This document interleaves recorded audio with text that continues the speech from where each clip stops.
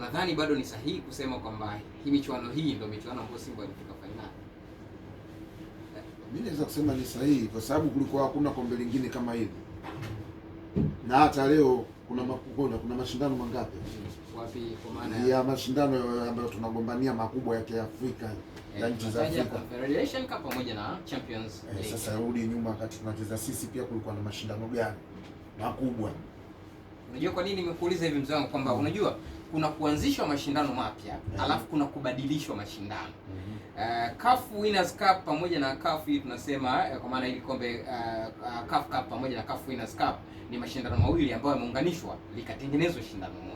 Alafu kuna mashindano kubadilishwa kwa maana kwamba jina, kwa mfano Azam Sports Federation Cup imekuja kuwa sasa hivi CRDB Federation Cup. Hapa tunasema hili ni shindano hili bali limebadilishwa jina. Lakini tukija kule hapo na kukatisha lile kule tu lilibadilishwa jina kwa sababu mdhamini alikuwa ni Abiola. Kwa hiyo wakalitoa kwenye jina lile la Kiafrika wakalileta kwa mdhamini. Abiola ndio alikuwa amedhamini. So kama ni kombe jipya ambalo lilianzishwa. Lakini kwa tunaambiwa lilichukuliwa shindano hili na hili yakaunganishwa. Naona data hizo za huko atakujibu vizuri. Sawa. Dua sasa tukuuliza tu swali moja kitu kidogo hapo la mwisho la kumalizia. Na Simba wanaenda wamefika hatua ya nusu finali.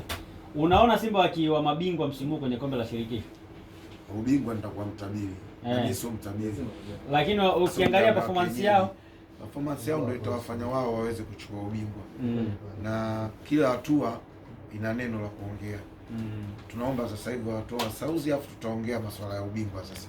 Kwa sababu itategemea performance ambayo wataingia nayo kwa kuwatoa sauzi. Pale ndio unaweza ukapata picha halisi ya kuzungumzia ubingwa. Lakini unafurahia timu yako kufanya vizuri by the way. Sio mimi, hata wewe Mtanzania. Kama wewe Yanga utakuwa ufurahi, basi utakuwa mtu wa maajabu. Basi shukrani sana. Asante.